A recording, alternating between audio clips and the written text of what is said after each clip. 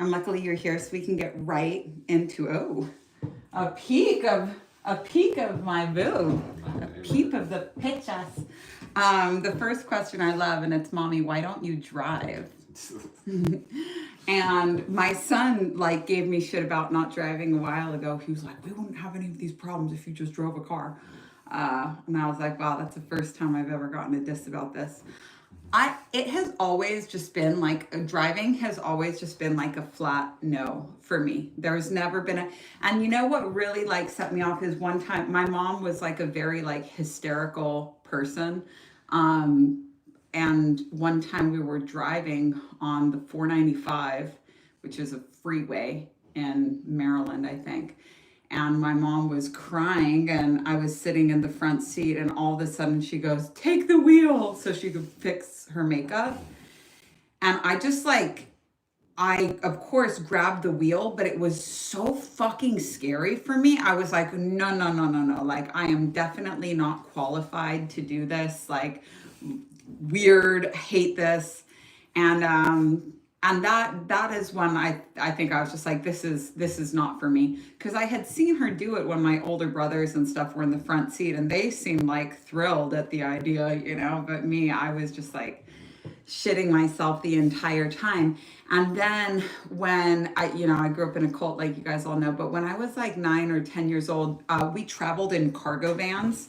And a lot of times kids weren't in the same home as their parents. It was actually really, you surrendered your kids to the cult. So it was really rare that you would be living in the same home as your parents. Teens would get sent off to a teen training camp. It's the gulags, but doomsday, just manual labor all day long. Anyways, it was in Austin, and there was a cargo van with 13 people in it. 9 of them were teenage girls, and they got T-boned by a semi truck in Austin going through a stoplight, and they all died. And I remember hearing about that and just being like, yeah, this is not for me. So I tried driving a car one time because my stepsister was like, oh, you should learn how to drive. I'm going to take you to this gated community or whatever. It'll be a no-brainer. I was so nervous that I got horribly drunk beforehand, and I just drove straight into a dumpster. So I don't think it's for me. And something else that is just a flat no for me is shooting guns.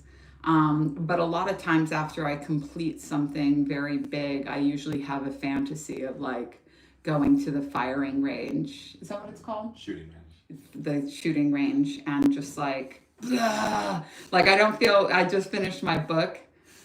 After my book, I expect to be feeling trophy emoji after birth, or after completing something that's proportionate to birth creatively, which is definitely a book, very big deal. But I always just feel when I'm done, I fuck this. And so after birth, I could definitely hit up the firing range at the shooting range after writing a book. I fantasize about it, but it's just a no for me. I think I don't trust in I don't know. It's just a no for me. I don't really know how to explain it. It's just a flat no. I know a lot of people that identify as witches. I don't identify as a witch. So I prefer to drive, and it works out nice. Yes. Daddy gets to pick the cars, his sliding scale of what a family vehicle is. Uh-huh. He's oh, our new family vehicle seats 2 people. 3. We're 5. But he's allowed, as long as he never pressures me to drive, he can pick whatever vehicles he wants. We're in line with the vehicles too. We just got a new family vehicle, and our new family vehicle's sick. Yeah, and I wasn't gonna go. It's lifted, and our truck is lifted, and I was like, lifted in prayer. I won't go lifted this time. I'm gonna go fast. And then Onami's like, do you want a lifted one? Yes, I do. I do want a lifted one. You know why? I think cars kind of look. I do like being a big car on the roadway, but I get a lot. So sometimes Magic likes to mansplain to me, and my eyes just glaze over. But when he explains to me what's wrong with the vehicle, oh, it's the carburetor, oh, it's the paint, it makes me very nervous. Like actually thinking about driving in cars and stuff makes me very nervous. Don't even get me started on cruise ships. That's another like flat no. Like under no circumstances will I set foot on a boat. Airplanes somehow I'm fine with, but with airplanes I used to really love takeoff and turn. When I had nothing to lose, I would like fantasize about dying in a plane crash. Now I have a lot to lose, so I do get a little nervous in transit as well. And I think I probably was always this way, but I've been sober for 7 years, and like to me, transportation, being in transit whatsoever, even riding the subway to work was always like a test of like how drunk can I get on this trip, whatever it is. So I think I've probably always had a bit of like anxiety about transportation, but not anymore. Oh, you know what? I forgot that I have. Okay, so manifestor generator. I forgot that I have to give you guys responses as voice memos on here. So sorry to my first friend. Is it ethical or legal to label yourself a coach without having a certification? So for me personally, I didn't feel comfortable with it. And so I got my first certification from health coaching. But really, like, you can decide, like, I qualify people to teach Wheels Reinvented because I came up with that method. So who else is going to graduate them? As far as like reconciling with some type of greater conglomerate, like, you know, yoga journal for your RYT, your our registered yoga teacher 500 or whatever. That doesn't really exist. It's not so relevant anymore. It really just depends on like how you feel. A lot of people are self-titled coaches. It's a lot easier to self-title yourself as a teacher because you're teaching. So whatever you're you know, you don't have to go deeper into these qualifications. But I think it's almost better to go with something simple that you feel good about, like teacher, than to do something that you're not comfortable with. For example, life coach. And that's, there's no saying what you should or should not be comfortable with. But I would definitely go for these more like common English descriptors than like ascension doula or like embodiment coach, because then it's just so obvious that you're making this shit up. You know, it's like, oh, well, where did you go? The Ascension Doula Academy, you know, Hogwarts. Like, I think it's a lot better. And the thing is when you're starting out as a teacher, like your students will tell you what you are. You don't need to sit around thinking of like what you're going to be called. Get out there and serve people. When you're helping somebody, you pity them. When you're wanting to fix somebody, you're assuming that they're broken.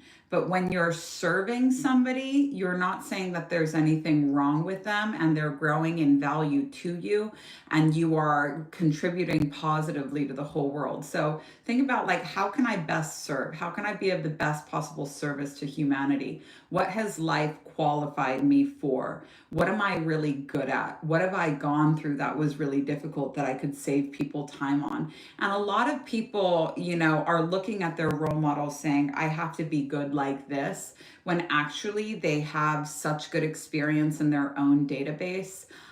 For example, one of my favorite businesses is a woman from Mexico that moved to Canada and started making YouTube videos in Spanish for how to do the green card paperwork. And a lot of people might say, oh, you know, okay, congratulations. Now you got your green card. Let's let the real career begin. But what she was qualified for was like, wow, green card paperwork is really complicated and it's all in English. So I'm going to make it simpler. And now she has a huge YouTube following and a YouTube course. I can't remember her name. Sorry. So Pure, that's going to be a good one. And we'll title it, is it ethical to label yourself a coach if you're not? And we'll try and get it down to a minute. I so much prefer, so anybody that's doing fuckless right now, I just want you to notice the difference in taste of like how I can show up here versus how I show up on a boundaries. The first two master classes we did, one on boundaries and one on finding your purpose. I'm a generator, so I'm here to respond. I'm always going to have the energy to respond. And when I'm responding, I'm always going to feel satisfied. When I'm not responding, I'm going to feel frustrated. Q&A is super, super on brand for generators and manifesting generators. Also, it's even more on brand if there's something that you're doing with your hands, if you're a manifesting generator. So I don't know, Michaela, if you're an MG or not, but because you have so much energy, doing something with your hands while talking, folding the laundry or knitting or something is even, you're going to feel even more satisfied, and you're going to be even more clear because you have so much energy that being able to get it out in a passive way helps you to be more focused and be more satisfied. Not only that, but when you're in that zone, to use some fourth way speak, and we'll be after Wheels Reinvented, we'll launch Mesoterica, but you guys can do School of Unified Spiritual Laws whenever you want without needing to be, you don't have to finish it. You can just take a podcast here, take a podcast there. But when you're moving center, you're not thinking about what you're doing with your hands. The body's just moving. At first, when you first started crocheting, or knitting, you would have to learn and focus on what it was that you're doing. But now the hands just move. So your moving center is doing what it's here to do. Your emotional center is in its right place because you're not focused on yourself. Ideally, you're not getting distracted by insecurity or something like that. And you can just channel. Your intellectual center is doing what it's here to do. Your emotional center is doing what it's here to do. Your body, and all of this is directed by your body doing something without having to be guided. It just knows exactly where it is that you're going. Anytime that we have each center doing its right work, we're living at our full capacity. We're embodying our full consciousness. Usually we have the wrong center doing the wrong job. And so what happens is you're saying, how do I knit this thing? You're trying to use your mind to do something that the body needs to just do. If you ever tried, this happens to me when I have a new baby, I'll think about walking down the stairs, and then I get really paranoid then when I fall down the stairs. You don't want to think about walking down the stairs because you're like, oh man, that is really dangerous. You want to just tear down the stairs, not even thinking. And I transition out of that as the kids get older, but I know that there's 13 stairs in my house now, so I'm still just counting. It's not useful, but I just get anxious. Anyways, a lot of times we have the wrong center doing the wrong work. So your emotional center is calling customer support and just making it take way longer for everybody because you're emotional. Your intellectual center is trying to knit something, which is I don't even understand how or why I'm doing this. Meanwhile, you're robotically, kicking your leg or clenching your fist. And when you have the wrong worker doing the wrong job, it's just draining your energy. And it's not possible to be present, because to be present, you have to be in your correct stations. So Pure, let's see if we can narrow that down to one. That'll be a challenge. That was a very open one, but let's see if we can do it. Hopefully I'm not just saying, Pure, let's make all of these into shorts. Okay, let's see. What else do we have here? Whoops, I scrolled to the wrong place. Dan, you mean nurse that baby? Maybe. Okay. Any suggestions for how to outline and or tell your story? I like to use, whoops, let me give her the thing. I like to use the Enneagram for this, and if you go over to authorship, which is now included in Safehouse, you can see it's about a 45-minute video, but it's how we do a story plot using the Enneagram, and to me it's just super easy, super useful. In the book Story Genius, the woman talks about the importance of a character going through a transformation, that's a requirement for something to be a good story. If you use an Enneagram, which is a more precise version of the hero's journey, you can guarantee that character will go through a big transformation. Whoops, my thing froze.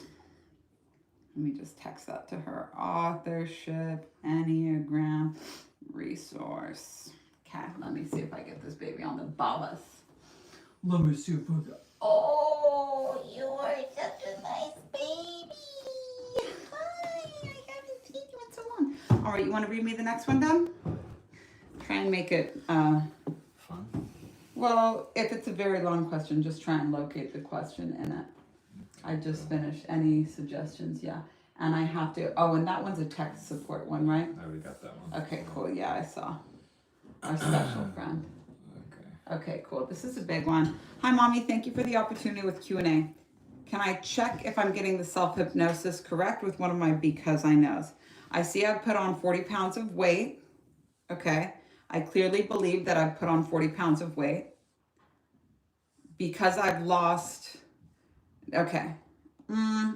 This is a hard one because you're talking about something, when it comes to numbers, like the numbers are a fact.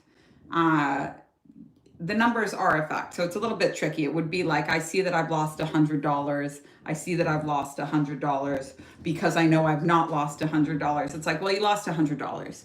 So like the fact of the matter is like you've put on 40 pounds of weight, but the story that you might be telling yourself is like, I'm fat. And you would say, I see that I'm, oops, let me see. I gotta remember to do the voice memos. So the problem with this one is that when we're dealing with exact numbers, you know, those are a fact. But the thing is that like somebody, if Magic put on 40 pounds of weight, he'd probably be stoked about it. If I put on 40 pounds of weight, I'd be miserable about it because the story I would be telling myself, I'm not projecting this onto you, but the story I'd be telling myself is I'm fat. So it'd be like, I see that I'm fat. I clearly believe that I'm fat. And then we turn that around. Because I know that I'm not fat, I show up every day and take care of myself like a fit person would.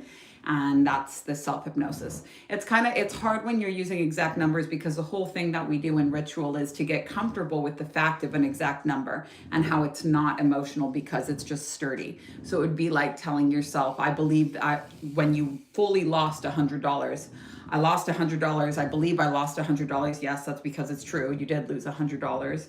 Because I know I didn't lose $100. You're just arguing with yourself about something stupid, but it's the story about it that we want to work with. So that would be a good one. Cool. Hands on my knees. Okay, next question. Hi, Mommy. Responding to your response about what workshop to do next. All three sound good. Enneagram, Mesoterica, and School of Unified Spiritual Laws.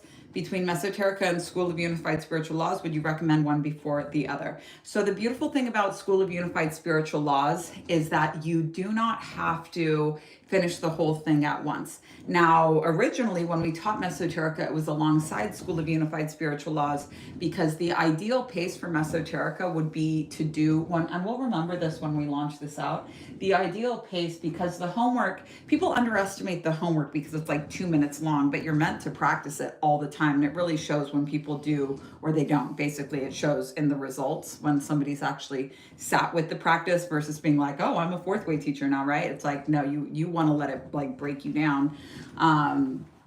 But Mesoterica, the ideal pace would be one lesson every 2 weeks. But if you want more fourth way education while you're doing Mesoterica, you can take in as much of School of Unified Spiritual Laws as you want. School of Unified Spiritual Laws doesn't have any homework.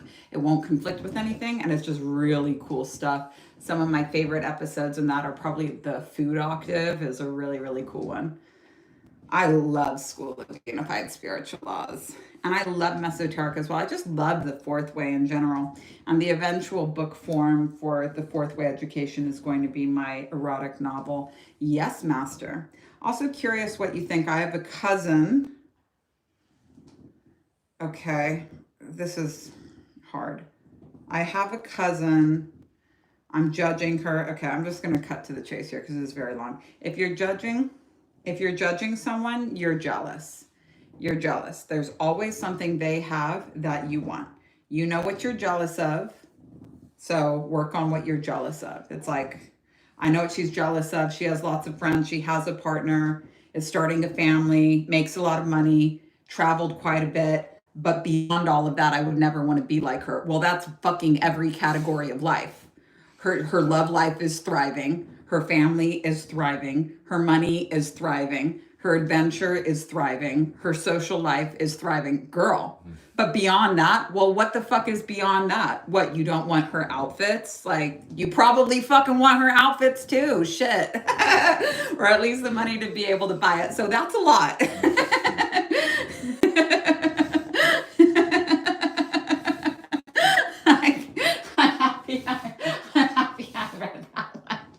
That's so funny because what else is there to be jealous of, you know? For a long time. That's so funny. Hopefully I haven't been fucking connected to Bluetooth this whole time. I guess. There's a chance. We haven't done a live Q&A in a long time. That's really funny to me. I've had some time to reflect on my homework feedback on marketing a journal within the aspect of helping moms with anxiety. I was wondering if I could pretty please with the chair on top resubmit my homework utilizing a course. Of course you can. Of course you can.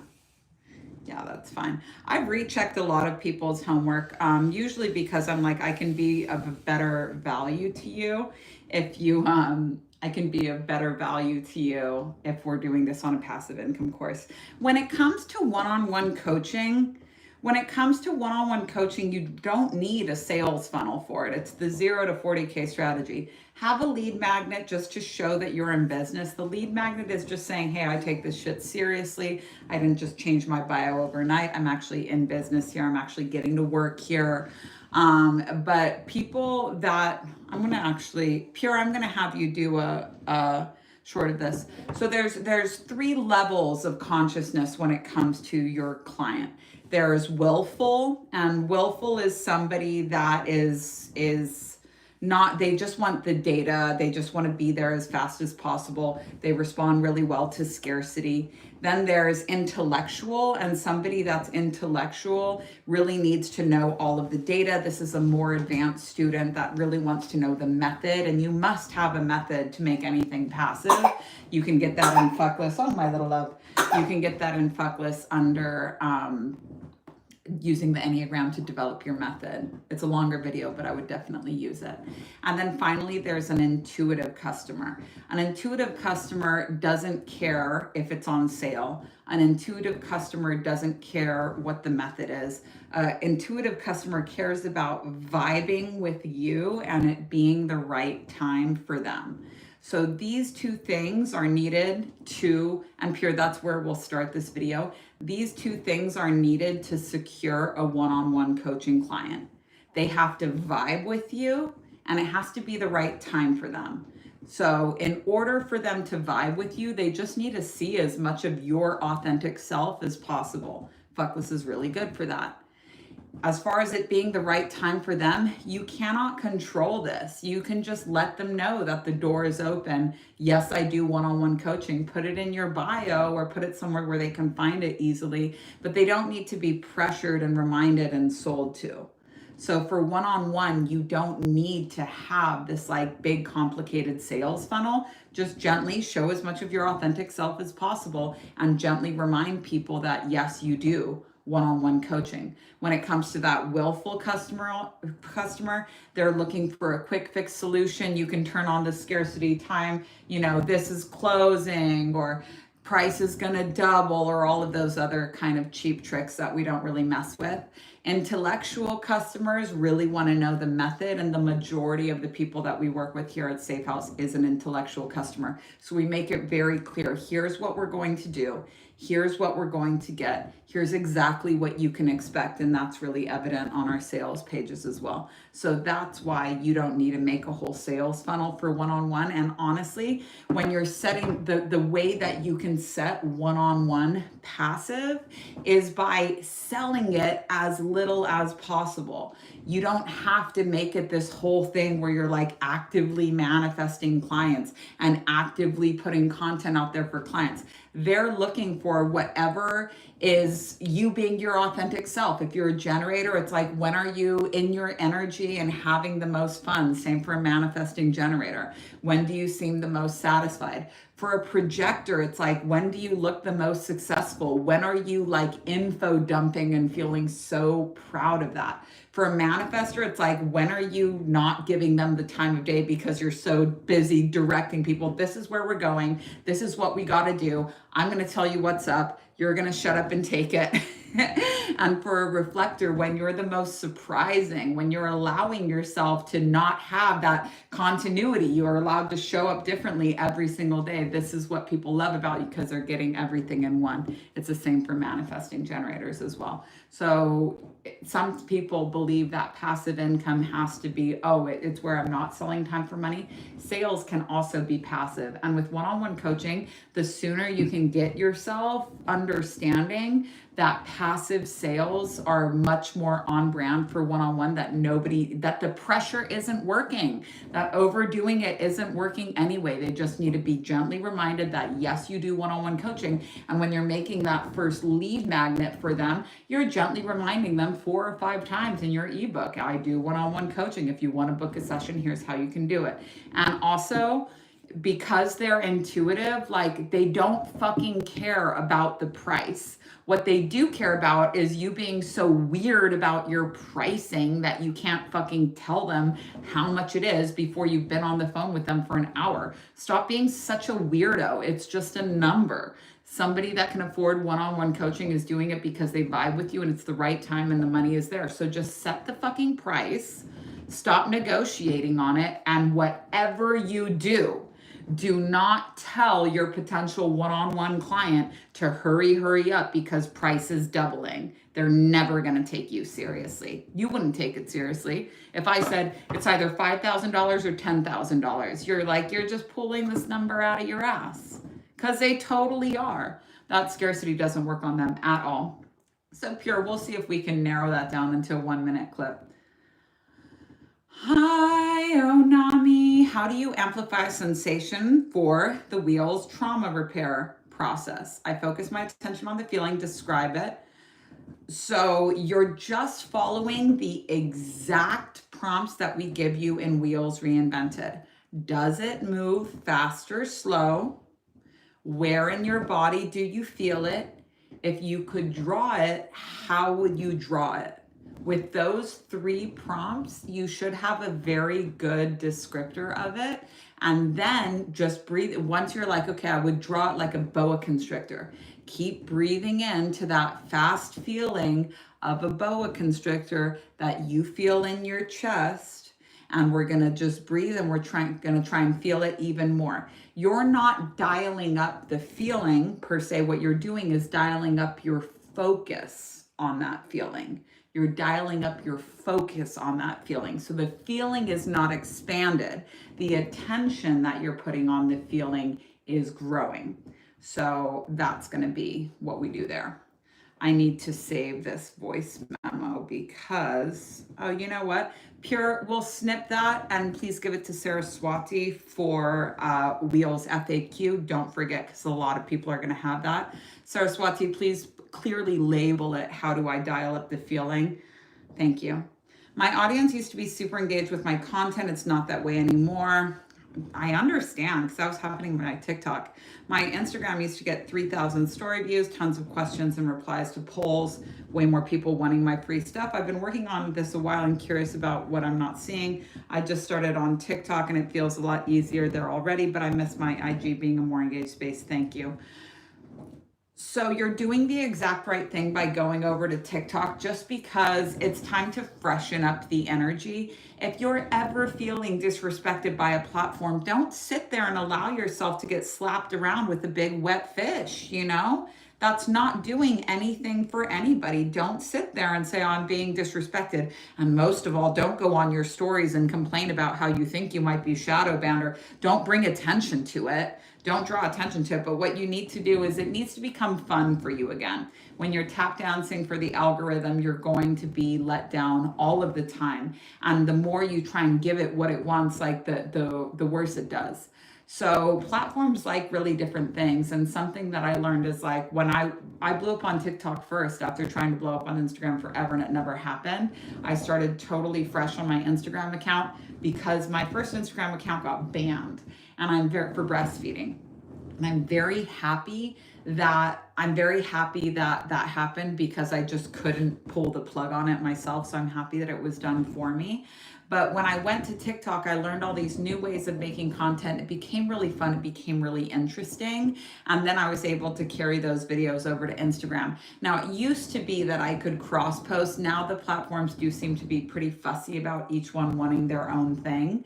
So I'm now learning how to post on TikTok and Instagram independently. While I've been really busy, I can use these clips from like Q&A and stuff. But ultimately, TikTok, you want to be absorbing content and then responding trends and stuff on there, which I was really against out of principle. I'm like, responding to trends is not authentic. The limitations of the trend is an invitation to a really authentic style. And there's plenty, once you see all of the different ways that people put their own spin on these different trends, sharing and telling their stories, it works really well. And what works on TikTok a lot of times works on Instagram too, which is weird. But what works on Instagram doesn't work on TikTok. And that's because TikTok, aka Gen Z, is setting the trends, and Instagram, aka millennials, is following the trends. And so it's a great way to kind of reset. But what you don't want to do is just go on TikTok and start pumping stuff out the way that you're used to. You want this new platform to be an opportunity to change what it is, how you're posting, and how you feel about it as well. It should be fun. Oh, my little baby, you're so cute. This little baby's got dark hair like her mommy. My son has dark hair now, but they were all blondes when they were kids, and so I'm my little personal baby. All right. Hi, Onami. I've been visiting different jewelry manufacturers in India, and I'm questioning whether I should produce in India or back home in Spain. This is not a question for me. So I wish that I had a good answer for you, but I'm not a jewelry designer. I'm not familiar with India or Spain. This is not a question that you want to answer intuitively either. This is a question that you want to answer with data. So look at the data. Where should you be producing? Keep the expenses as low as possible. People, unfortunately, fortunately, we live in the dupe era, and you have to understand this. I know a lot of people want to do their handmade clothes and their, shit dyed with avocado pits and stuff like that. But like, if your garment costs $160, people might look for a version where they can do it for 40. And so, but there is a market for teaching people how to naturally dye things. You can make dye kits or dye tutorials, but we do live in the dupe era, and it's different if you have like a brick and mortar location where people know you and they know your store and they want to support you and all of that.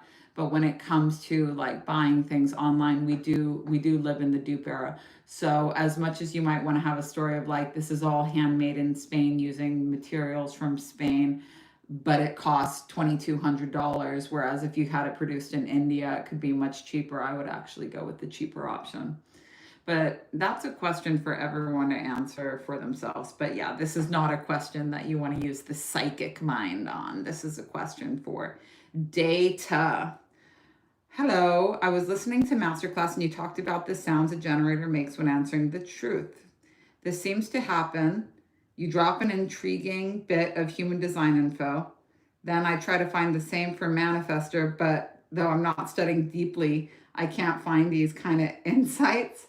Well, that's because manifestors and generators are built differently. Like manifestors don't make sacral sounds. So that's a unique function that is just for generators. Even manifesting generators do better with yes, no questions than just making these sounds. Now, I didn't go and find like a book where I learned everything about human design. I've had like 40 hours of one-on-one sessions with really well-trained, aka training directly with Ra himself, teachers. These were expensive sessions. And I started off just learning about generators and manifesting generators because that's what's in my family. Those were all the kids are MGs, and Magic and I are both generators. But then when it came to learning the other human design types, I had to go and get sessions just on that. So if you want something tailored for you, like you should really get readings for yourself. And I've studied with Stephen Rebolledo, I think I'm saying his name right, Rebolledo. He worked directly with Ra, and then his former assistant, Juji, who is HD by Z, is phenomenal, and now she has her own practice as well. So the lineage is all right there, but I've just had a lot of, I've learned all of this because I've just had a lot of sessions, minimum 40 hours of sessions starting in 2019 and still going up until now. So that's how I know. It's just a lot of study. It's just a lot of study. Hi, Onami. When I started Safehouse, oh, I love her logo. Super cool. Hello, Onami. When I started Safehouse, I was in a personally and financially dark place. There's been a shift. Great. Ritual twice, currently in fuckless for too long. I get stuck working it out and can't visualize the numbers. I really wish I knew your human design. So I started Wheels as a daily practice because I felt so blocked. I'm at Vishuddha, but my self-worth still seems to be my block. So here's the problem with all of this, because this is going really big. So here's the thing. We want to finish what we start. We always want to finish what we start. Now, your self-worth is not some random concept. Your self-worth is as simple as defining the numbers of how much you charge to do what only you can do. And so when we avoid putting these numbers down on paper, like, and also the numbers of your profitability index, like, look, if I'm going to have to run ads to be profitable in my business, what are my actual profit margins? Like, these are all things that you need to know. Remind me to do this thing about confidence later. Actually, I'll have Magic shoot it for me. I don't know why I'm telling you all this, but your self-worth, when the self-worth concept is starting to get so kind of just bloated with intuition and what it could be and where it could be coming from, but the solution to it is to just fucking pop the bubble and put your goddamn numbers on paper. And this is why we don't recommend for people stopping a workshop and going and doing another one, because it's like you stopped where you got sick of working, and where you got sick of working was where you most needed to work. And now you kind of go off on this other like area and you find yourself still stuck at the same spot. And this is why people work with teachers versus doing group workshops, because the teacher can tell you, don't fucking do that. And here we will tell you, don't fucking do that, but you know we're going to tell you, don't fucking do that, so you don't come and tell us when you're quitting the workshop. Now, when it comes to fuckless, what you really want to do is not allow yourself to be stuck there. If you feel like you're stuck, you go to Q&A and say, I feel like I'm stuck here. And a lot of times just articulating the question, you'll be like, I see that this is with me and I'm going to do it. And you don't even end up posting the question because you realize like the work was with you. So the solution here, especially in Vishuddha, because Vishuddha is the business blocks, the solution here is to finish where you left off at fuckless, put those numbers on paper, and define in economic terms what your self-worth looks like in the marketplace, and then just watch what that does for you on the other side, on the inner side. We always have to flex the inner and the outer equally. So when we're stuck at some piece of like the outer world, the business, we can't be like, well, let me just not do it. You got to do it. You got to keep pushing through.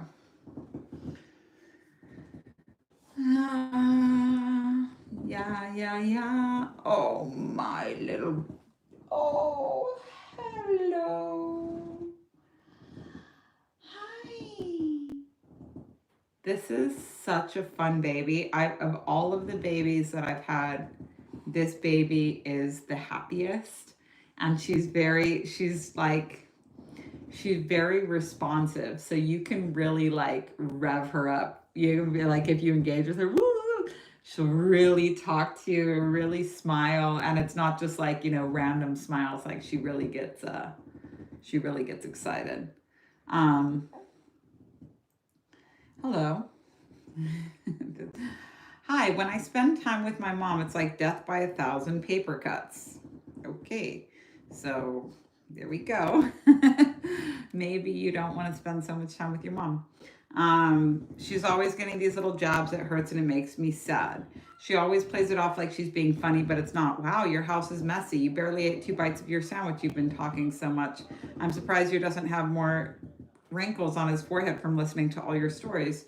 You should get your crazy cat a cat therapist. So do you actually like spending time with your mom, and do you speak up? Do you speak up when she says stuff like that to you? Have you ever told her the truth? I don't enjoy it when you speak to me like that. It hurts my feelings and it makes me not want to hang out with you so much. And how many times do you think you would have to tell the truth for her to get the point? How many times do you think that you would, like, be real with yourself? Do you think that if you told her straight up, hey, when you take these little jabs at me, regardless of what your intentions are, they hurt my feelings, I don't enjoy it, and it doesn't make me want to spend more time with you? Do you think we can talk and be real? If you want to say you don't like my cat, you can just say you don't like my cat. If you want to say you don't like me, you can just say you don't like me. But when you talk to me like this, it doesn't make me want to spend time with you.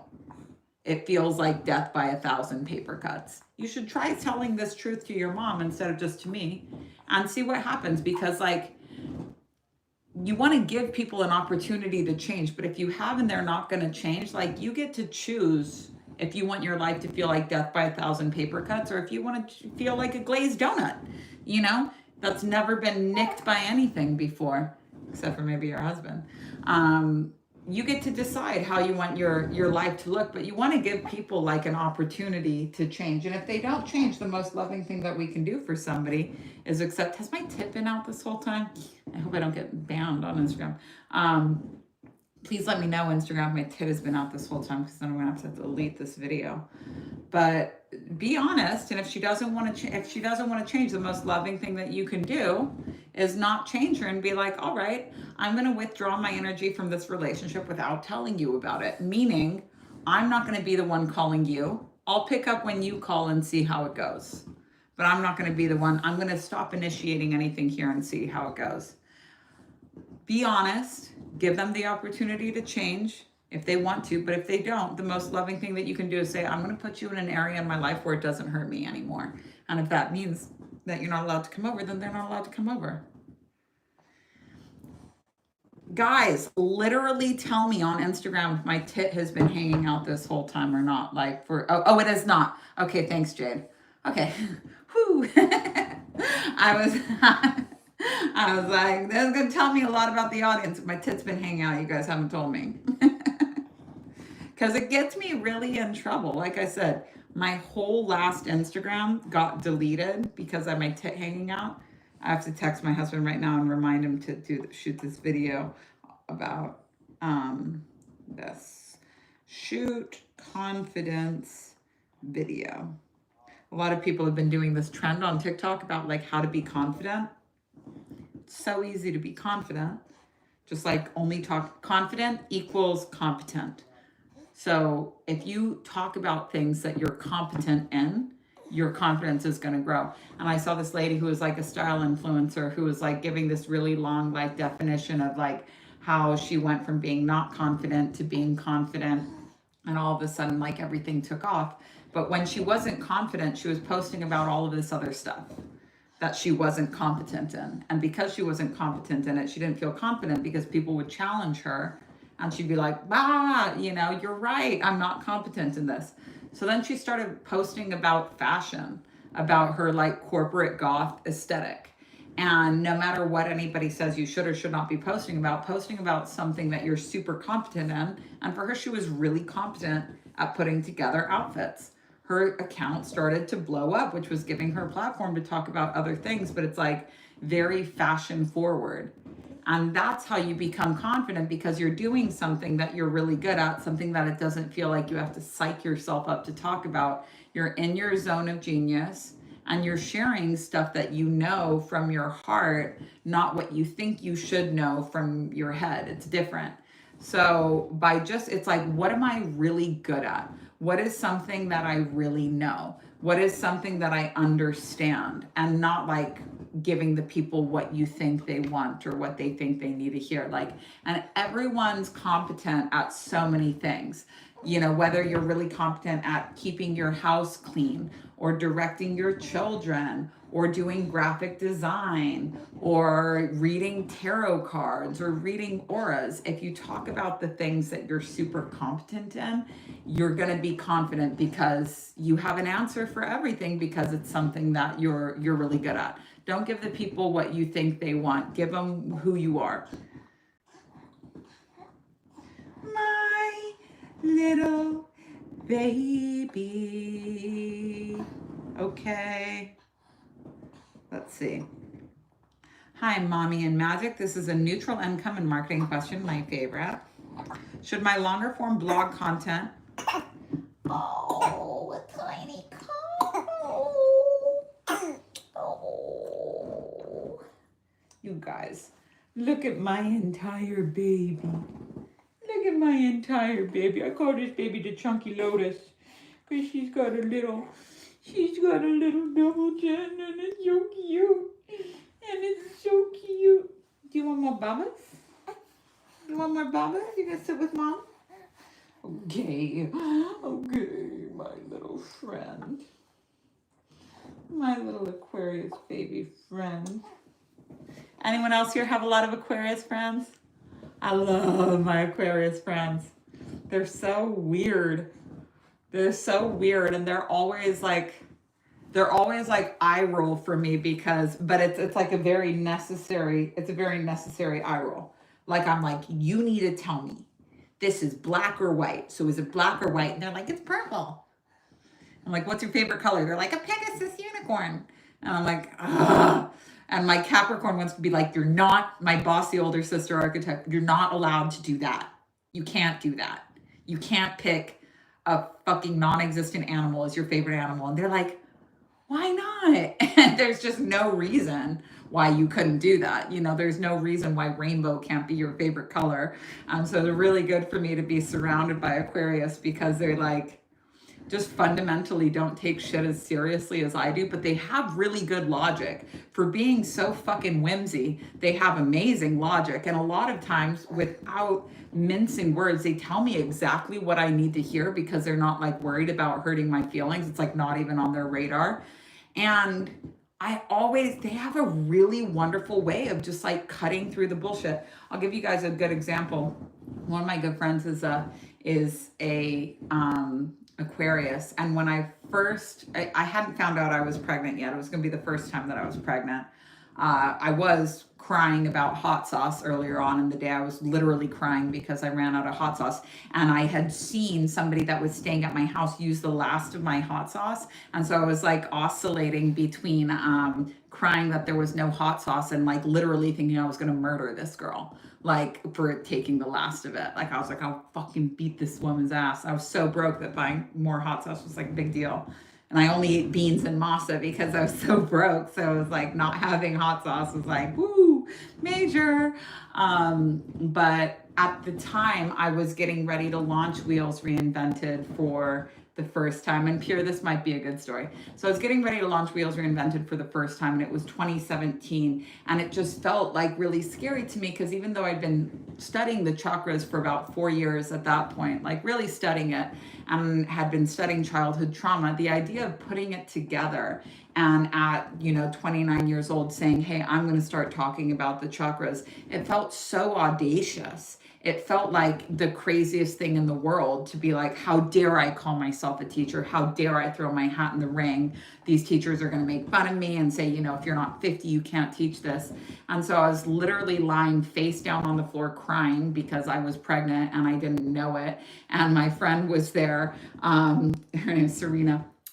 And she was like, well, like, what's wrong? And I was like, I'm just scared that everyone's going to call me crazy. And she like rubs my back with her foot. And she just goes, people have always thought you're crazy. And it was like exactly what I needed to hear. It was like that Aquarius, like, look, like, I'm not going to get into the soup of your emotions with you. I'm going to get you out of them without getting my hands dirty. She's literally only touching me with her foot. People have always thought you're crazy. And I was like, oh, okay, really? I didn't know that, but like, okay, all right.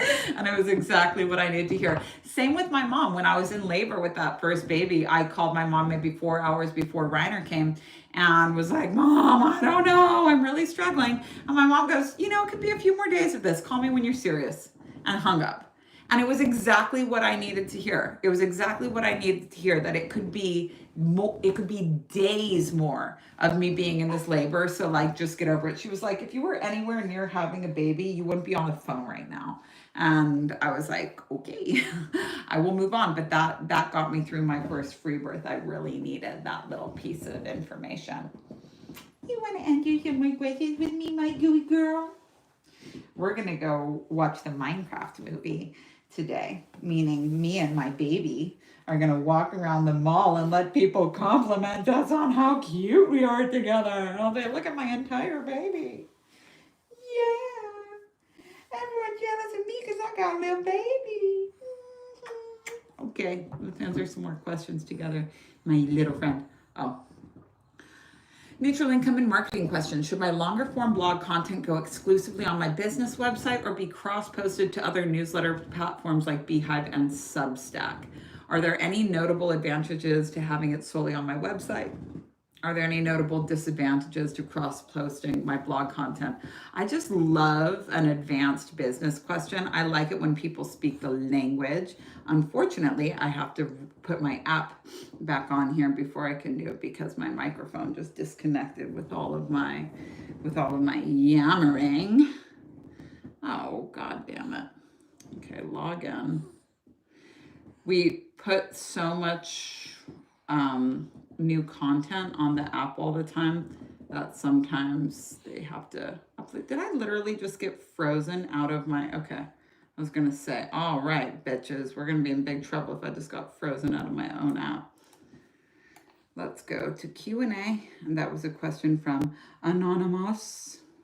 Okay. So first of all, I just love a nice, clear business question. Thank you so much for all of these things that I can respond to. So first of all, the era of long form blogs is kind of over if you're just hosting it on your website. The nice thing is that a nice long form blog makes a wonderful newsletter and also makes a wonderful Substack. And I like to cross post from newsletter to Substack just to, my Substack is tiny, but I like seeing my content just, I like the way that it's organized. I'm not trying to monetize it or anything like that. A lot of Substacks do very well when they don't try to monetize too soon. They give themselves like a year of just making content. When you're trying to monetize too soon, you get stuck in the Substack production schedule, which is just too harrowing and the revenue is too low. So I just recommend doing it as you like it. Now, this can go to, the newsletter is where you're going to get the most traffic. And Beehive is the newsletter platform that I would use if I was doing it all over again. Substack is for people that are not on your newsletter list to find. And it took me a while to warm up to it because it just felt like reading Facebook rants, but it is actually a good platform. And then the blog is really just for your own hosting. Now, this is totally different if you're wanting to get ad revenue. And I'm not, honestly, I think that this, trying to get ad spend from your blog is kind of archaic. It does involve a lot of, to me, it's a lot of work for very little income. It worked when there was no social media, when there was no discoverability, stuff like that. But now I don't really love it so much, unless you have like recipes or something, which I also think is a kind of a losing game. And I know because I used to write recipes and I used to test recipes, and people feel very entitled to get them for free. So you put all this work into doing free recipes, but then you have to have a bajillion ads so that it's not actually just you doing it for free. No matter how good your recipe is, people are going to do it wrong and be like, oh, it doesn't work. And then you have to have a bajillion ads on your recipe page to be able to make it profitable. And then people are like, oh, I can't get to the recipe because there's so many ads. Fucking sucks. But Substack, very good, especially if you're feeding your newsletter first. Love that question. And the only downside would be if you did Substack before newsletter, because you're going to get your greatest engagement from your warm audience on your newsletter. And if you don't have anybody on your newsletter list, I just imported all of my Gmail contacts and I was like, they can unsubscribe if they want to, but I didn't just want to be like talking to nobody. So, and it worked. Oh, my little baby. Okay. I've studied wheels 3 times so far. Why? Each time I take in something new, but I still don't understand how you recognize if you have your third eye open. Okay, cool. Well, you're definitely done doing wheels, but I just finished the edits on the book and going through the book and realizing, like, now when people do the Wheels Reinvented book, they're going to be learning one process over and over, and then in the teacher training we'll teach you how to do it for other people and all of those different trauma processes and the case studies and all of that. It's not live because I'm done teaching wheels, but the book is actually really good. But in the book, people are just going to be learning the same trauma process over and over. Then there's also an aftercare section for each and every chapter, and I'm very proud of it. It's a very good book. There is going to be an audiobook this year. I'll probably record it live, the audiobook chapters. So if you want to see me, reading to you for some reason, you can. But we'll probably do that. Anyways, the third eye is open because you're going to experience something that's like mania. You're going to experience something that's like mania probably once every like 3 or 4 years. You might get it in smaller, you're going to get it in smaller doses, but you'll know when it's really peaking because you'll be like, whoa, this is going to change my whole life. Like, I have a vision of something that's going to change my whole life, that's going to require a lot of changes, and so the last time it happened with me was the concept of erotic wealth, and that came through in 2021. Had moved some big blocks. 2021, the concept came through, and we're still perfecting and finalizing this. So you'll have like the big pa-ching, blitz. But when it comes to day-to-day third eye, and you're not meant to have your third eye wide open all the time because you're seeing the unseen, knowing the unknown, but at some point we need to make it seen and known. So you actually really have to, the third eye is really good for like getting the vision, but it's not, you don't want to be living in that super like Kundalini awake state all the time. And you certainly don't want to be prolonging it with things like weed because you won't have a chance to like ground it into reality. And it really does need to be grounded in reality. So when it comes to day-to-day, like third eye open, not just third eye rush, you see the unseen, the unknown, you get why things are the way that they are, but you'll really know. What I teach in the third eye is more how to be comfortable with mania when it comes around and how to take that ride and use it for what it's there for and not be afraid of it, because a lot of people that had this happen for the first time with their Kundalini awakening, especially if they were hospitalized, they are going to be very scared. You also know that your third eye is open when you can see a vision for yourself that's bigger than your past. You can see something ahead of you that's bigger than the history that you have of why it couldn't work. You do, my little baby girl. Come here. Come here. You're my little honey sweet banana. You're my little sweet banana. Yes, you are. Okay, we have just a couple more questions here. It's nice. We're in a quiet moment right now, which I'm happy for. But this quiet moment means that I can actually get all of Q&A done in 90 minutes when we had 800 students. And this is part of growing, is like, I'm happier with 600 students than I am with 800 students. But the purpose of growing is to create a system that makes you happier. You're here to always serve more people. Like, you probably won't spend, especially not if you're like a single person, you probably won't spend more than like $250K a year. But even if you wouldn't spend more than $250K a year, you want to aspire to be making $3 million.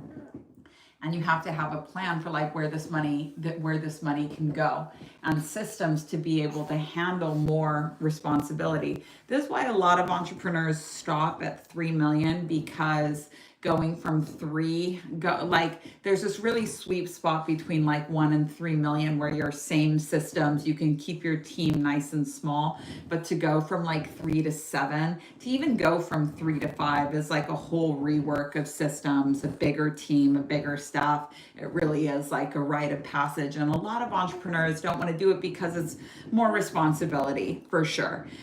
You can get to a pretty sweet spot in that $1 to $3 million zone where you can reduce reduce your workload pretty small.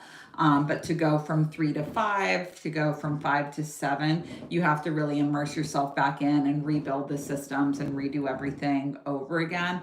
And a lot of people don't want to do that, and I would totally understand. The thing is that I'm in a service-based business, and so the desire to serve as many people as possible, as best as I possibly can, is bigger than my desire to be comfortable or to, retain my 4-hour work week. And so even though I'm a lot happier when I have less students, it's about building the systems to be able to handle more happily. And so the system, we made a promise in 2025 of all homework checked, all questions answered. And Fuckless was the last workshop that has homework checks like this. Since we're doing autoerotic and erotic wealth live, our homework check will be formatted different. We'll be doing it actually like on the calls with we'll do a homework check call, but it won't be like that because we're doing it live.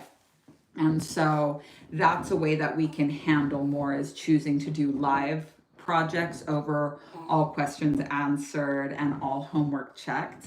But that's how we can happily sustain more students. So I'm very happy, but that you have to be able to see this as a money block, because when Fuckless didn't do very well on this launch, I was like, thank God, thank God, because I'd be just like crippled with homework. And I'm loving the homework checks that I'm doing for people. I'm loving that I'm really helping people to be able to like fine tune their product and their sales funnel, because this is going to be the single biggest business shift for them for at least, this 3-year window of their life. It'll be the biggest thing they've learned in a year and a half, and the biggest thing they implement for the following year and a half. And I'm so happy that I can give this to people.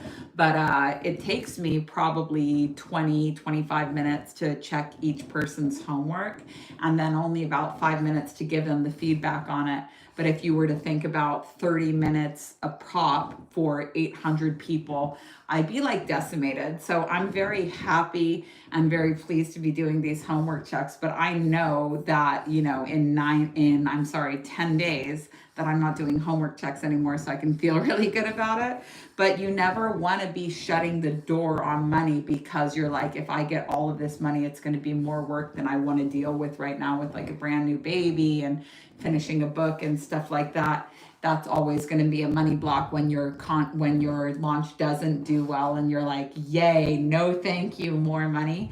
We're here to serve. So like, regardless of how comfortable, I don't have the ability to be an entrepreneur that says I'm just going to stay at 3 million, because I have a responsibility to serve the world, which means I have a responsibility for finding creative businesses and things, other ventures I like to funnel this extra money into, because our family just doesn't spend that much money. So therefore I have to grow other businesses, and I have to grow into somebody that can run a team and allow myself to be helped. And I have to step away from certain things. And there's like all of these other, it's definitely the path of more growth, but the path of more growth is never going to be the path of more comfort. And it's a paradox, because it's like, yes, easy is right.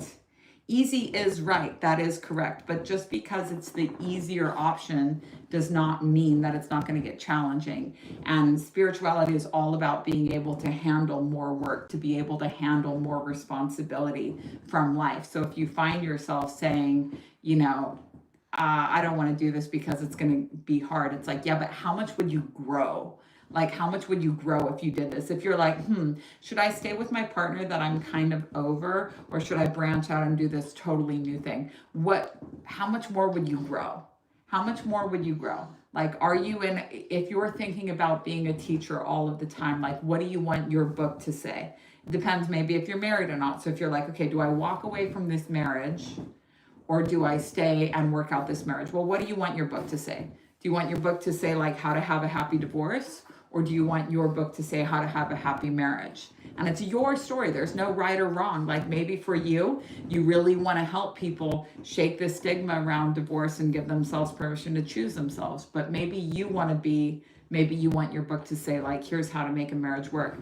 You have to think, when you're a teacher, everything that you're doing is like contributing to your legacy. So you have to like a lot of times choose things that are more difficult and less comfortable, because what the fuck, you have one life. Hopefully we have one life. Hopefully we don't reincarnate over and over and over into the same slop over and over. I don't want that. But if you have one life, like fucking go hard, go really hard. You might as well. What else are you going to do? Sit around and like rearrange shit, move things around in your home, like move things around the planet, you know, make some shit happen. You might as well. What else are you going to do for real, you know? There's nothing I love more than going to bed exhausted after, this is so Capricorn coded, but there's nothing I love more than going to bed exhausted after a hard day's work and thinking of everything I got done. Like, especially, and it's weird because it's going to be different for everybody, but for me, like, what makes me feel better than a workout, even better than writing, is like mopping my floors makes me feel so good. When I go to bed at the end of the night and I remember that my floors got mopped, I'm like, yes, like to me. And I used to celebrate, it was kind of compulsive, but I used to like celebrate by like baking a cake or doing some type of baking project, which is like messing up my house and cooking something that I don't want to eat, that my kids don't want to eat. Like, we're just not real big into like baked goods here in general. So instead of baking to celebrate, I now mop my floors to celebrate, and it just makes me feel so good. I wish that mopping my floors could count as my workout, but I'm learning a lot. Like I said, I made the commitment. You guys in Accountability have seen, I made the commitment to working out every single day for a year, just because consistency is something important to me to achieve this year. And I can do restorative yoga if I need a break, like, but I have to work out for, I've been doing 20 to 30 minutes a day, every single day, no matter what. And I'm loving the results that it's giving me, because it's like I'm able to handle so much more. I stopped making a big, perfect timing. I stopped making a big deal about it, and I'm able to handle so much more. That's such perfect timing. How did you know that I was needing your love? Just something said go check. Something said go check. Do you guys know, Dad, you want to tell them this story about the first time we said I love you to each other? Well, you tell them, because I gotta go with paper. Okay. But you have to be here and you have to nod happily the whole time. And maybe Pure will use this for a little bit.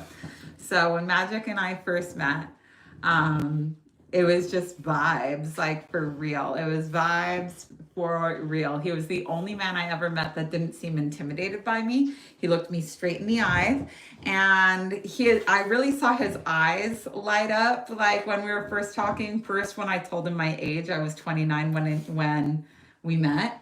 And for some reason, Magic felt forced to date fucking 19-year-olds or whatever, however old they were. Was 22. Okay, 22, same thing. But he was very relieved to find out that I was a live, full-grown woman. And then he asked me if I wanted to go out. Sometimes I said, well, I don't drink alcohol, but I drink coffee. And he's like, I don't drink alcohol, but I drink coffee. And his eyes were like lighting up. Anyways, it was vibes. And I was like, he told me that he liked eating off of other people's plates at restaurants, and that he hated how like wasteful people were with food. And this disgusted me to my core. I was like, I'm gonna fuck this guy one time, but like, that's it. Cause I was like, I'll be with a guy that's broke. Like if a guy doesn't have money, that's fine. But if this guy's poor, meaning like he's romanticizing not having money, I just didn't want to go out with any like poor punks that were like, fuck money. It had taken me a long time to be like, I want to be rich. I'm going to be rich. I didn't want to be with someone that was going to drag me down. And I felt like if he was so proud about eating off of other people's plates, like not people sitting at his table, like people that had gotten up and left their plates behind at a restaurant. Full plates of food. I'm not talking like half-eaten burgers or anything. Maybe half-eaten pizzas. Oh, he's fucking lying. This is how you do it. He's fucking lying, because who the fuck do you know that goes and sits down and orders plates of food and doesn't touch it and then leaves? It happened. This couple went on a date. They ordered so much food at 24-hour diner, and didn't even touch the plates of food. And I was like to the waiter, I was also super peyote out, but I was like, hey, what are you gonna do with that food? And he was like, you can box it up and I'll give you some boxes. And I was like, thanks. So this is what he told me when we met. I was like, I'm gonna fuck this guy one time, you know? And then he shows up, he shows up at my house with like no shoes on, you know, with this like woman's hat on. You're gonna sex. Yeah, some like Oh, yeah. straw hat on. Yeah, And I was gotcha. like, oh my God, this fucking guy. But he was like, do you want to go swimming? And of course I want to go swimming. Everything that he invited me to was like a yes. And I said, okay, well, I'm going to fuck this guy 2 times. But if he gives me one reason to say no, I'm out of here. And he's just like never given me a reason to say no. We've been together for almost 8 years. He's never given me a reason to say no. But the first time that we ever said, I love you to each other was actually in meditation. So he had to go to work and I really didn't want him to go, of course, you know, but he was at work and he was like, well, my lunch break is at 1. And I packed him a lunch and I was like, okay, well, at 1 o'clock, you meditate and I'll meditate. We'll meet up with each other like that. And so in meditation, my timer went off at 1 o'clock and I went to him in meditation. I told him that I loved him. And then I was like, and he sent me a message right after that being like, and I was like, it's a 10 eggplant emojis. So when I saw him later on, and that was actually the night that we got pregnant with Reiner, he finally talked me into going over to his trailer. And I was like, hey, so I said something to you in meditation. Like, what did you say? What did I say? And he got like very shy and nervous, you know, and he was like, you said you care about me a lot. And I didn't say that. And he's like, you said you loved me. And it was a full moon. And I was like, yeah, I do. And then we were standing right there by the fence, Dad. And I was like, talking about, somehow we had a very quick discussion about having kids, and we just kind of just went for it, and I got pregnant that night. And then he blamed it on me. You're a really hard woman to pull out of. Blaming me. But that's how we said I love you to each other for the first time. All right, next question. Can you let us in on my daily spiritual practices, please? Honestly, my only spiritual practice is not caring what happens. I don't meditate. I don't pray on nothing. I try and take a good shit every day. And work out. But that's a new thing. For the last, I don't know, 4 years, 5 years. No, it doesn't change. Answering my questions for him, but I do this for him. You guys see me on accountability call being like, actually, coming in and saying the same thing he said in a different way.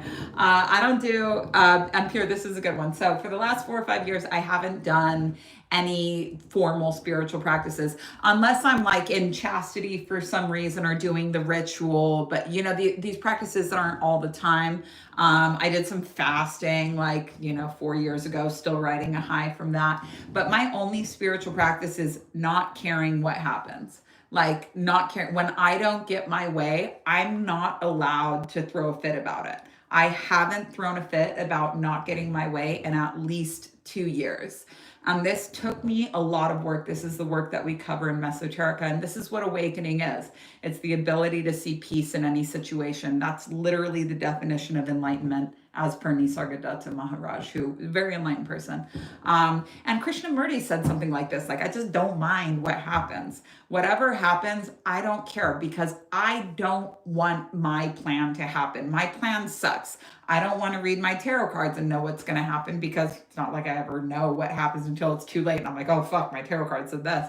I don't want to know. I don't care. I put my future completely in the hands of God. I trust that whatever comes for me has my name on it. I trust that whatever leaves me does not have my name on it.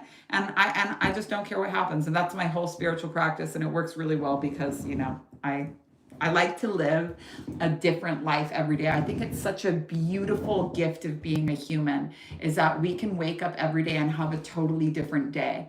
And for so long, I was like trying to get my routine perfect so I could live the same day every day. And it was only when I did a meditation with my future self being like, what's my perfect morning routine? And my future self was like cracking up like, you and your fucking routines, like how can I make every day the exact same with my one life on earth? How can I do the same Ashtanga yoga every day? How can I drink the same lemon water every day? Now, and ever since then, I've really embraced like a different style of day. I try and do something different every single day. If I woke up at 5 o'clock one morning, I want to sleep in the next day. If I did this type of workout, I want to do something different. And before, I used to be, Magic would tease me all the time because I'd do something for one day and come over to him and be like, for the next 40 days, I'm going to be doing this. And he's like, get the fuck out of here. All right, because you guys snuck in some questions, which I'm happy about because we'll do these ones rapid fire. But I had to, of course, exit the app and re-download it, and now I have this. Technical questions. Any tips on MailChimp as I'm right about to get a plan to connect my website? My tip on MailChimp is don't use it. My tip on MailChimp is don't use it. The only reason that I use it is because I've been on it for so long that now it's too much of a pain in the ass to migrate because it's so like embedded into all of the things that I do. If I was doing it again, I would definitely use Beehive. And then because it's the same service, but for cheaper, it's easier, it's better. When I first got on MailChimp, they had this app called MC Snap, which was the same layout as doing an Instagram post, but it would send a newsletter. So it was literally so easy to send a newsletter. And then they discontinued it. And this is really like the theme of MailChimp. They're always making it more complicated. And I still only use the bare bones version. They're making it more complicated and more expensive. And it was built by a skateboarder. Like, I'm like, how are you making this shit so fussy? Like, geez, like keep it simple. Apple pipe for smoking weed. We don't want a fucking ice bong, just keep it simple. But it's gotten so hairy and so complicated, and that was the opposite reason for why I chose it. But now, because I have so many products, so many automations going, I probably have 30 automations. I have a total of 12 to 20 different products. But I would do Beehive, but I would also, these are your magic words, like API integrations. When you're thinking about a new platform, you want to find one that seamlessly integrates with this. If you can find ones that match, like it has a MailChimp API integration or it has a Beehive API integration, you can look in Beehive and see what integrations they have. But it's always going to be easier if it integrates with another software that you want to use than using something like Zapier to create a bridge between the two. So just look up Beehive integrations and make your choice from there. But MailChimp, I haven't been happy with MailChimp in a long time, but it would just be so much more work to migrate. So no.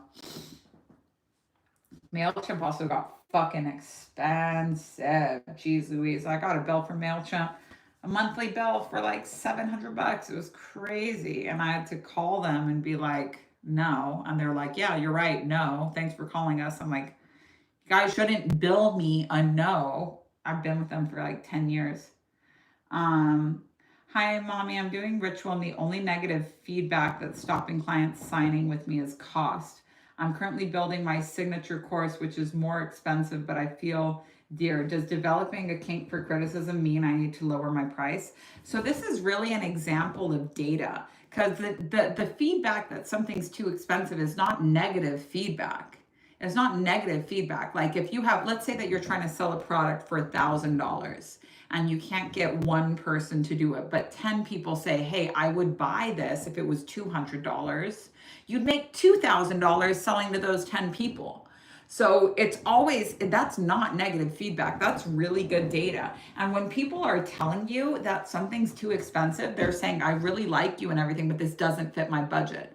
For one-on-one coaching, don't negotiate on it, but don't make a course that's more expensive. They want it for cheaper, give it to them for cheaper. As long as you can sustain it, like as long as it's not going to like wipe out your one source of income. And it's always scary when you're going from one-on-one to group. I was just going to wipe out my one-on-one, but you always make more money on group coaching. Always. So the pieces in the numbers, just run the numbers. So if you're like, okay, I want to make $5,000 a month, Do I want to do this on one $5,000 client, or do I want to do it on 5 $1,000 clients, or 10 $500 clients? And then you're doing all the things we teach you how to do in Fuckless, like stalking your audience, how many people would be probably willing to pay you, and all of these people that gave you the feedback that it's too expensive, reach out to them. Literally reach out to them and say, thank you so much for this feedback. I'm going to make something just for you. And if you have more questions, like literally ask them. Anyone who's told me they buy cheaper never bought. Those who don't question always buy. That really depends on the product though. Like I would never ask people how much they want to pay for one-on-one. But I have very much asked people what they want to pay, but I don't ask them directly, hey, I'm going to make a course on, money. How much do you want to pay for it? I find out everything else that they're spending money on. So I find out everything else that they're spending money on. I literally go and look at my customers' social medias. And if they're posting about how they have their car needs a repair and they're stressing out because they can't afford to get their car repaired, like that's my data. If I'm looking at somebody's thing and they've got fucking sarongs taped to their wall, I know that they're not investing in art. So I'm not going to give them art prices when what they need is something that's just like very functional. I don't ask people directly, like, how much would you want to pay for this thing? Because they always lowball it, but I will stalk them and find out how they're spending money. So that's how I feel about it. Okay, last 2 questions. Hi, when it comes to sharing who I am, do I have any insight about what would be valuable to share about energy medicine, consciousness expansion, identifying core wounds, processing emotional blocks to expand in one's life?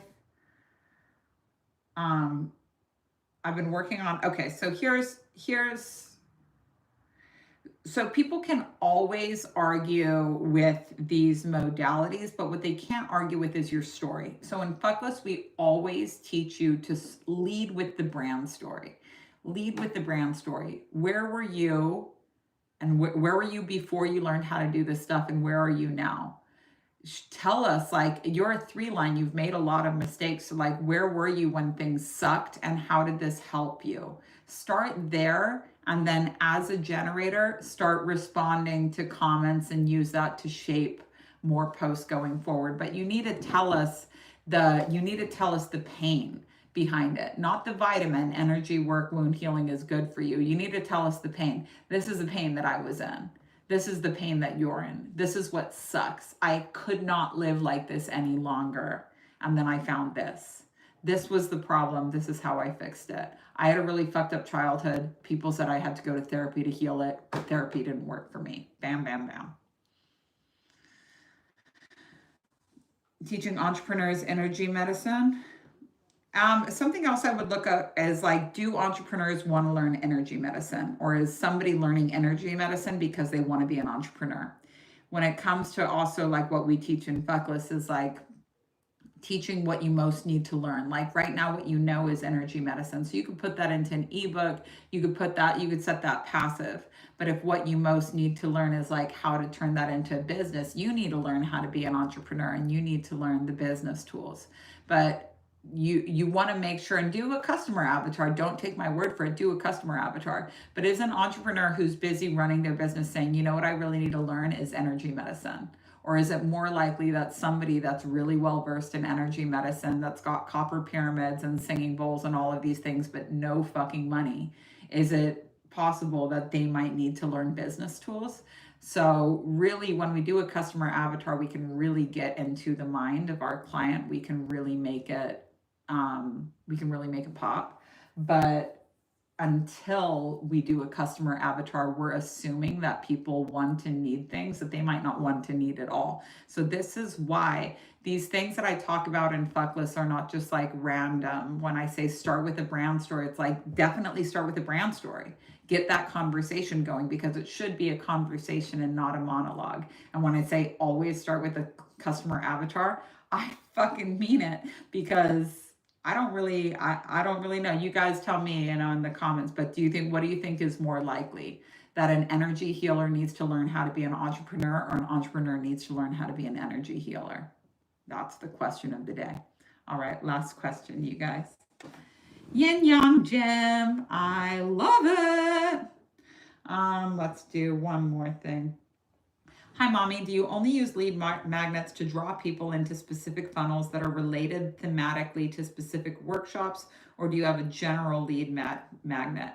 So my general lead magnet is my social media in general, and this is just letting people know, you vibe with me, I have a school, you can get a lot more of this attention. Every single workshop has a specific lead magnet. Now, if I didn't have workshops, I might have, like I did before, a general lead magnet, like I teach people to do in the 0 to 40K strategy. My general lead magnet was something called the 10-day speech detox. And I had that to get people onto my newsletter list and say, hello, I'm a coach, I'm in business, I'm legit, here's my thing. And to start to build my newsletter list that way. But I haven't had a vague lead magnet since, I don't know, 2017. Ever since then, the second I started having products, they got their own lead magnets. And if I wanted more lead magnets, I made more products. If I wanted more products, I made more lead magnets.